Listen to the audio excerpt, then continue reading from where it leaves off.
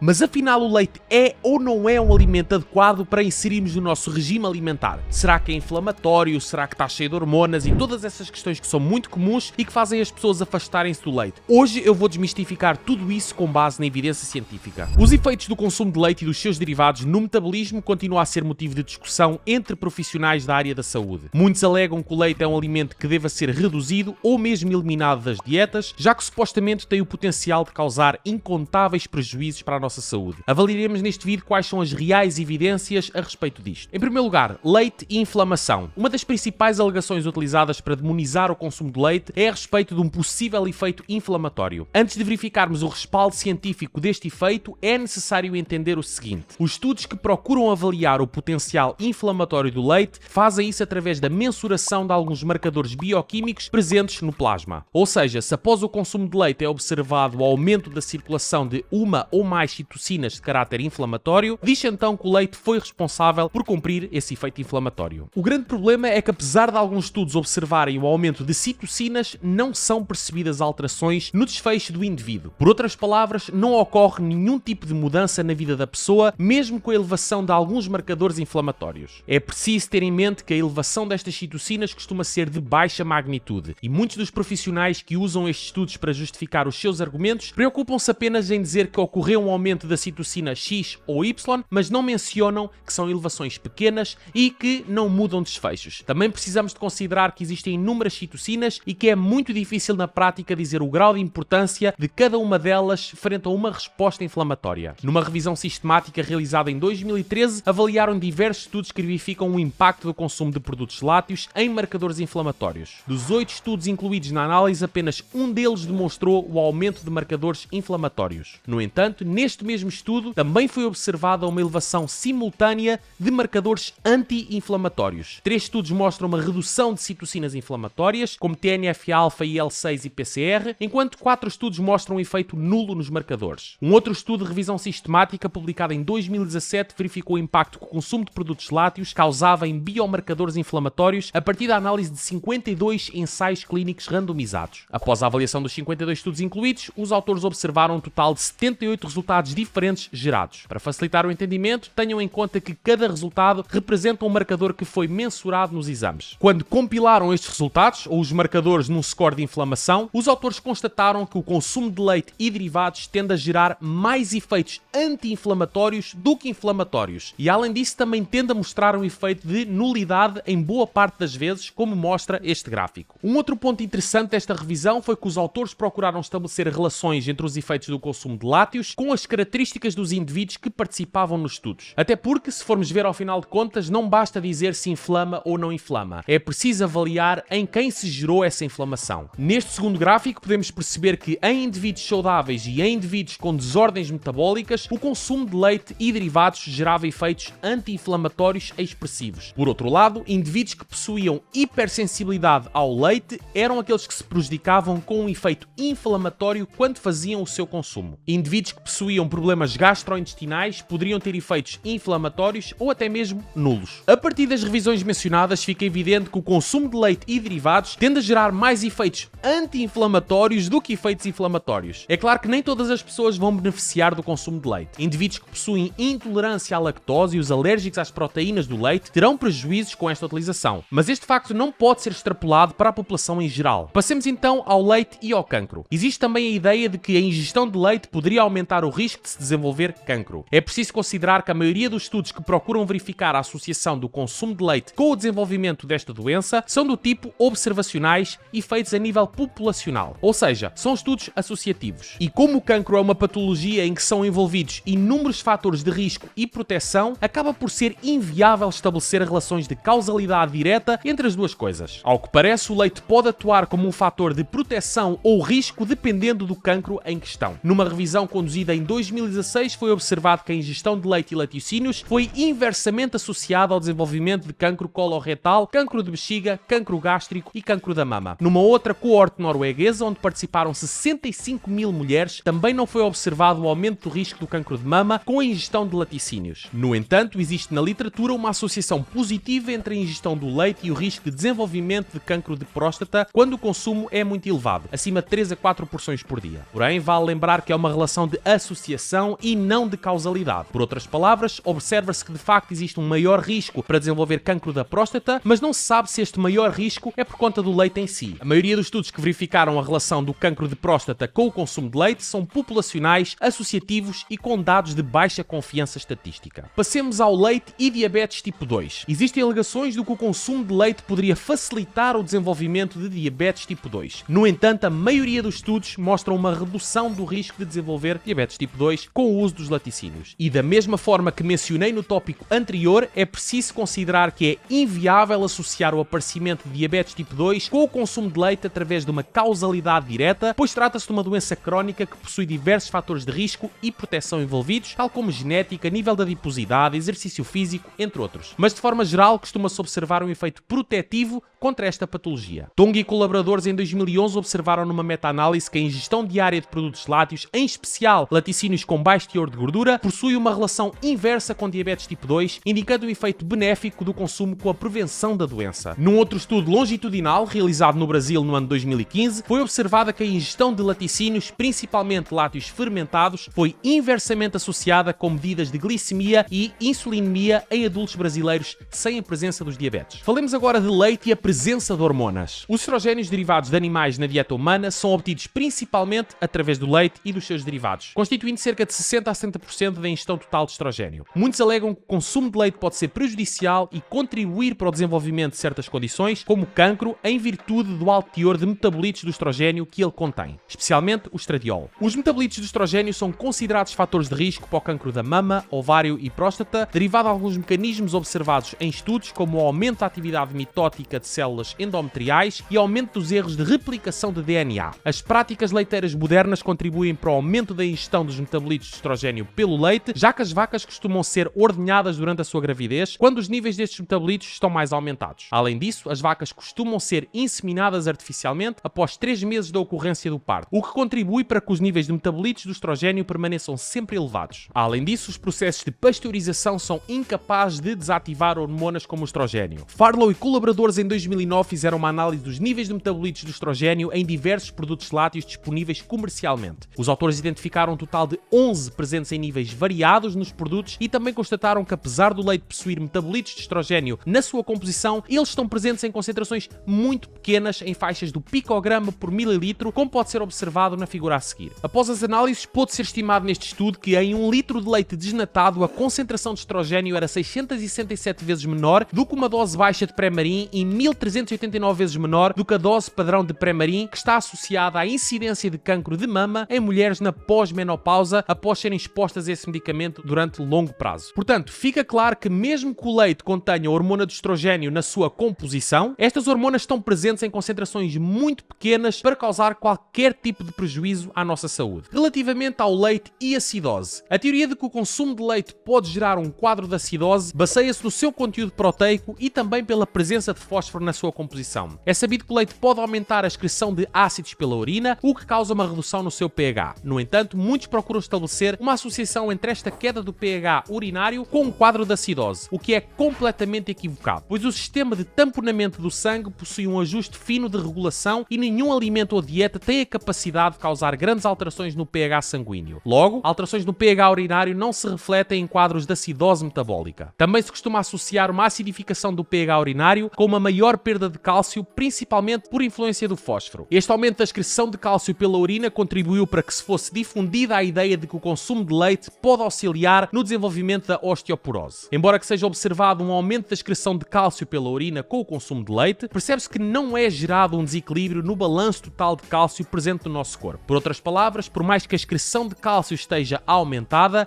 é possível que a sua absorção também esteja aumentada, já que não são observadas nenhumas alterações nos seus estoques totais. Portanto, não se observa nenhum tipo de relação entre o consumo de leite e quadros de acidose ou osteoporose. Para concluir, podemos afirmar que, apesar de vários profissionais alegarem constantemente que o consumo de leite e seus derivados gera prejuízos para a saúde, percebemos através da evidência científica mencionada neste vídeo que o consumo de leite é benéfico e não traz nenhum tipo de dano para a maioria das pessoas. O leite é um excelente alimento tendo em conta o seu teor proteico e também pela presença do cálcio, que contribui para a saúde óssea. O seu consumo pode ser prejudicial apenas para indivíduos que possuem quadros de intolerância intolerância à lactose, dependendo do grau, ou alergia às proteínas do leite. Deixo para terminar uma imagem que ilustra as associações gerais entre a ingestão de produtos lácteos e desfechos de saúde. E aí desse lado, será que gostas ou não de colocar leite no teu regime alimentar? Conta-me aqui em baixo nos comentários. E se quiseres saber mais informações sobre o meu programa que te irá permitir reduzir drasticamente a gordura corporal e aumentar o volume muscular, podes consultar aqui os links em baixo, juntamente com os links para o meu curso de hipertrofia avançada, que te vão permitir elevar o teu conhecimento técnico e científico a um novo patamar.